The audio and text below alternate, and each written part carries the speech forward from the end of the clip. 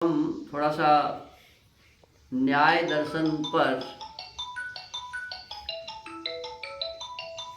स्वामी विवेकानंद सरस्वती जी हैं, उनके द्वारा लिखा हुआ है सत्य की खोज। क्या है? सत्य की खोज। अब इस पुस्तक का स्वाध्याय हम कर रहे हैं, तो इसमें से हमने अभी तक जो स्वाध्याय किया है वो स्वाध्याय के क्रम में हमने किया है कि मनुष्य का जीवन क्यों मिला है। तो मनुष्य का जीवन मिला है सुख को प्राप्त करने के लिए और दुख से छूटने के लिए, है ना जी। मनुष्य का जीवन हमें क्यों मिला है जी? सुख को प्राप्त करने के लिए, दुख से छूटने के लिए। और सुख को प्राप्त करने के लिए, दुख से छूटने के लिए हमें क्या करना पड़ेगा? संसार के जो पदार्थ हैं, जो दुख देने वाले हैं, उसको भी जानना पड़ेगा, और जो सुख देने वाले पदार्थ हैं उसे भी जानना पड़ेगा। और इसको जान के क्या होगा कि सुख देने वाले पदार्थों को ग्रहण करके हम सुखी हो जाएंगे, और दुख देने वाले पदार्थों को जानकर उससे हम अलग रह के दुख से बच जाएंगे, है ना। गलत चीज़ों से अलग रह के हम दुख से बच जाएंगे। तो इसके लिए इसमें कहा कि भाई यदि आप मुख्य रूप से इस सब को समझना चाहते हैं तो संसार में तो बहुत सारे पदार्थ हैं, लेकिन 4 पदार्थ को यदि आप समझ लें तो उसमें सब पदार्थ आ जाते हैं, है ना। तो उसमें कहा कि 4 पदार्थ क्या है? तो पहला कहा प्रमाण, है ना। प्रमाण क्या होता है? जिससे हम जानते हैं, जिससे हम पहचानते हैं, है ना। तो जिससे जाना जाता है वो है प्रमाण, है ना।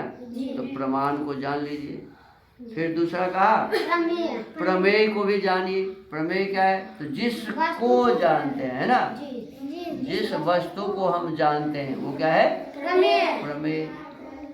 और तीसरी वस्तु है प्रमाता। अब प्रमाता क्या होता है? जो जानता है, जो प्रमाण के द्वारा जानता है ना।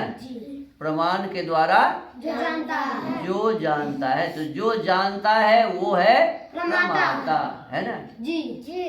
और प्रमाण के द्वारा, है ना,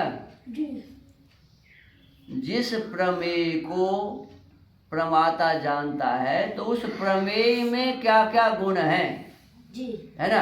उसका स्वरूप क्या है ना, उसमें क्या क्या गुण है, वो कैसा है, ये विषय वस्तु जो जानते हैं उसको क्या कहते हैं? उस गुण को कहते हैं प्रमिति, है ना। तो ये 4 वस्तुओं को यदि हम समझ लेते हैं तो इसमें सारी चीजें आ जाती हैं। हमारे एक ऋषि हुए, महर्षि गौतम ऋषि, है ना, जिन्होंने न्याय दर्शन लिखा है। तो न्याय दर्शन में प्रथम अध्याय के प्रथम आहनिक के प्रथम सूत्र में वो लिखते हैं कि कम से कम 16 पदार्थ हम सबको जान लेना चाहिए, क्योंकि इन 16 पदार्थ को जानने से ही मुक्ति होती है। ये जीवन मुक्ति के लिए मिला है ना, धर्म अर्थ काम और मोक्ष के लिए। तो मोक्ष की प्राप्ति कैसे होगी? तो कहा कि 16 पदार्थ को जान लीजिए तो आपको मोक्ष की प्राप्ति होगी, है ना। तो 16 पदार्थ क्या है, इसके लिए उन्होंने सूत्र लिखा है, आपको याद है? बताइए। प्रमाण, प्रमेय, संशय, प्रयोजन, विस्तार, सिद्धांत, तर्क, निर्णय, वाद, जय, वितंडा, हेतुभाव, छल, जाति, विलक्षणा, नाम, तत्वज्ञानानि, ये सब भी प्रमाण। हाँ, तो इसमें ये सूत्र है न्याय दर्शन का पहला सूत्र। तो इसमें इसका अर्थ भी बताइए। प्रमाण, प्रमेय, संशय, प्रयोजन, विस्तार, सिद्धांत, अवयव, निर्णय, वाद, जय, वितंडा, हेतुभाव, छल, जाति और विलक्षण। इन 16 पदार्थों के तत्वज्ञान से मोक्ष की प्राप्ति होती है। हाँ, तो उन्होंने लिखा कि 16 पदार्थ को यदि हम समझ लेते हैं तो इसमें क्या होगा? मोक्ष की प्राप्ति होती है। तो उसमें पहला है प्रमाण, जिस प्रमाण के बारे में कहा कि प्रमाण 8 हैं, है ना। तो 8 में है प्रत्यक्ष प्रमाण, अनुमान प्रमाण, उपमान प्रमाण, शब्द प्रमाण, इतिहास प्रमाण, अर्थापत्ति प्रमाण, संभव प्रमाण, अभाव प्रमाण। तो ये 8 प्रमाण के बारे में आप समझ गए हैं कि किसे कहते हैं, और कल इस पर चर्चा हुई थी। इसके बाद प्रमाण के बाद है प्रमेय। दूसरा क्या है? प्रमेय। और प्रमेय कितने हैं? 12। प्रमेय 12 हैं। तो 12 प्रमेय में पहला प्रमेय है आत्मा। पहला प्रमेय क्या है? आत्मा। कैसे पहचानेंगे आत्मा है?